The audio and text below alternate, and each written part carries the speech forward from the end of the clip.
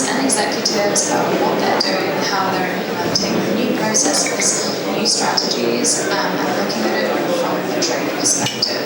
So I've written a number of different titles, and currently I'm at Glossy, which is a US fashion publication, and a lot of the fashion brands in the US are currently experimenting with generative AI.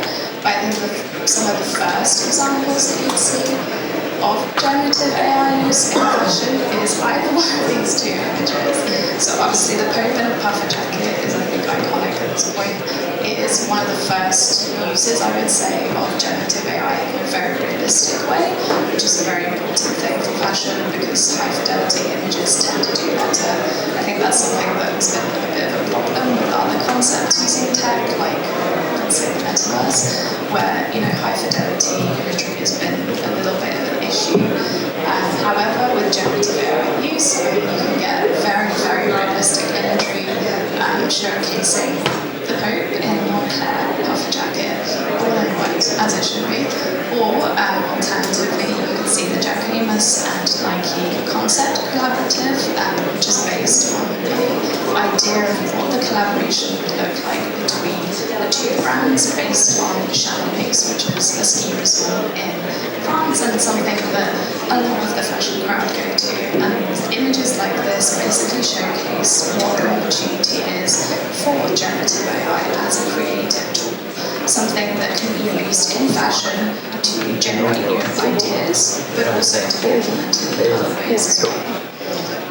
So I thought this was particularly relevant to the puffer jacket. Christine was seeing that this technology is something that even she has trouble kind of recognizing between. I think that this is the uncanny valley effect that you see with a lot of technology. I'm not quite sure if it's real, but with generative AI, it definitely feels much closer to it. So here are some of the ways that fashion is using generative AI right now. One of them is content creation. I think that obviously with imagery that is one way of using it, but it's also available for captions and text. There's tools right now which definitely improve the way that language is being used in campaigns. Something that a lot of brands are talking about is how easy it is now to create those captions for e-commerce, for other uses around their visual campaigns. In visual campaigns specifically, that is something that a lot of brands are using right now to create visuals. So based on something that they're training on, thousands of imagery on their own data sets, they're able to create completely new campaigns that evolve costs, make more time for the creative aspects that they want to put money into, and also just conceptualizing the brands in a new way. I'll give some examples of those later. Others include campaign building. So I think a lot of the time when you're talking about e-commerce, it's something that is almost a pain point for brands. And there's companies like Attentive, which are now creative campaign generators completely using generative AI, where you can swap out the backgrounds of an image based on geographical locations of the particular user, or text captions can be created in new languages based on specific products across thousands and thousands of categories, which is usually something that a lot of brands with a ton of inventory have issues with, just because a copywriter would take hours to get through that. And the other aspect is hyper-personalization. A lot of brands right now are kind of talking about what users are thinking about, and they want something that's going to be very unique to them. So generative AI can create that either by collaborating with a human agent or by itself, and create something that's specific based on data points from a specific geographical region or a demographic. I'm just going to play the video from Attentive. So you see a demonstration of Attentive and how it is using generative AI to create the campaign generator. So these are the two generative AI fashion campaigns that I've written about, and I think they're particularly interesting. So Sheepink is a UK-based company that actually used generative AI, I believe its mid-journey, to create its latest campaign for its jumpers. So this is quite a small luxury fashion company, and it's something that hasn't got a huge budget, it doesn't have a lot of staff, and creating high-level imagery for fashion campaigns is a very expensive business. Sometimes you'd have to go to exotic locations, you'd have to pay for travel for multiple members of staff, and it's something that usually ends up being one of the most expensive elements for brands in terms of visual imagery. So what Sheepink did is that they wanted to also integrate the sheep, because every single one of their jumpers is trackable back down to the sheep. You can get updates on your specific merino wool sheep from Australia. And they wanted to integrate the sheep into their campaigns, but through sustainability as well. They were concerned about the sheep's welfare by integrating real sheep into the campaign. So obviously using generative AI, they were able to basically train a visual data set of hundreds of their own previous images, which also added in the sheep without using a physical model.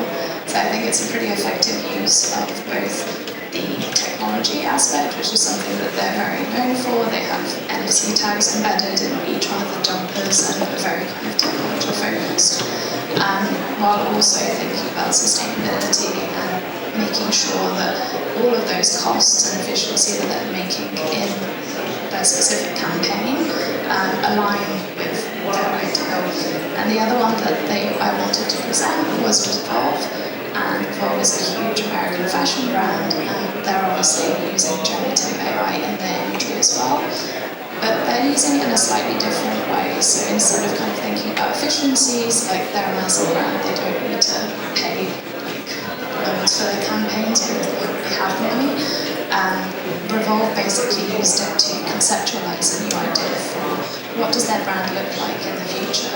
So this was something as part of their anniversary celebrations. They wanted to showcase, what does Revolve look like in the future? What does the brand idea look like?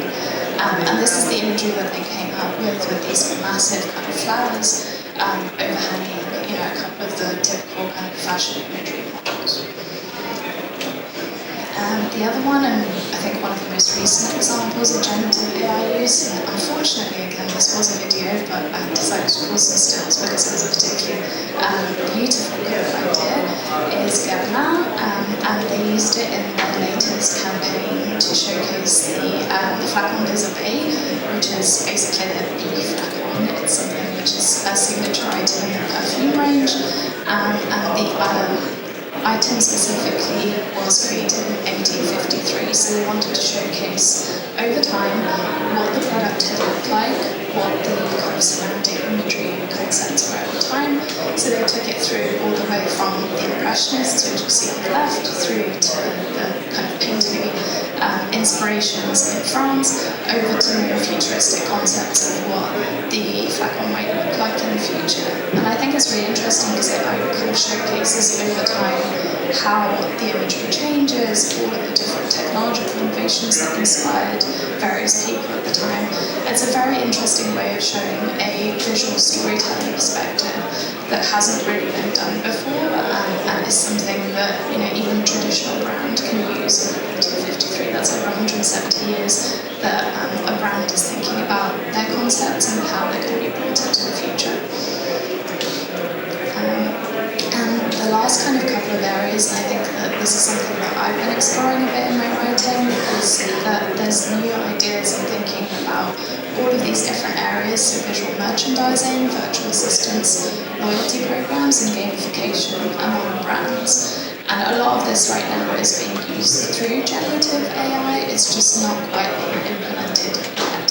So with visual merchandising, the idea is that one single merchandiser can roll out a campaign across multiple global regions without having to travel anywhere.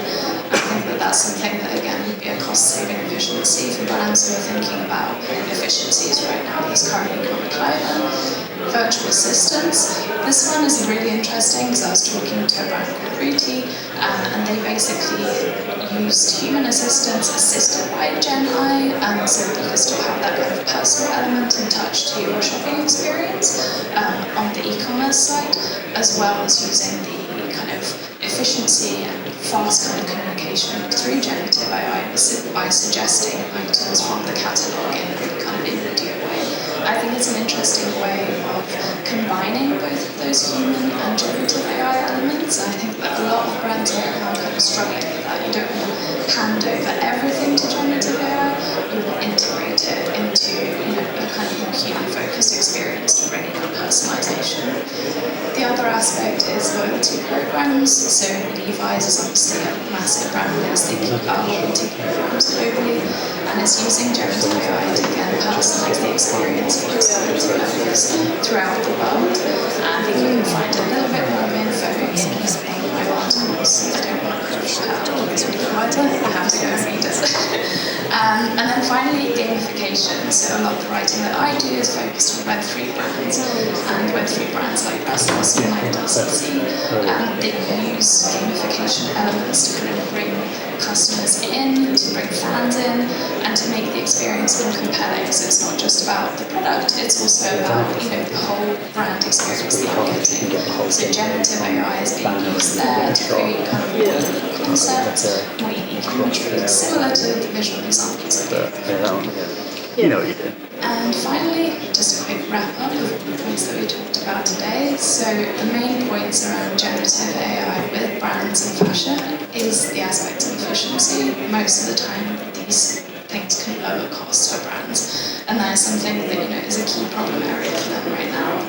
Blockbusting, so with brands thinking about creative concepts that can take up a lot of time, and if the creatives are loaded with more admin, more things that could be more efficient through processes, then that frees up human creativity if generative AI is integrated into those processes. And finally, challenges. I don't know if anyone's seen the Levi's models, but sometimes the experiments with generative AI don't go particularly well. I think managing that human-AI divide, and similar to Ruti, you need to make sure that you're managing both the human aspect and the generative AI aspect. So you apply personalization to the customer experience, whether it's shopping or whether it's other aspects of the way that you're integrating with the brand, but that you're also kind of making sure that the generative AI element isn't overwhelming, it isn't something that you're speaking to a bot, basically. And I'll leave you with a quote. I think that this is particularly relevant with the whole metaverse Web3 conversation, but having a CFO relevant impact is something that a lot of brands are thinking about, and generative AI is something that can be applied immediately rather than thinking about it in the far off future. I'll just leave the QR code there for my work and everything I'm doing, and opening up the floor to any questions. Does anyone have any questions?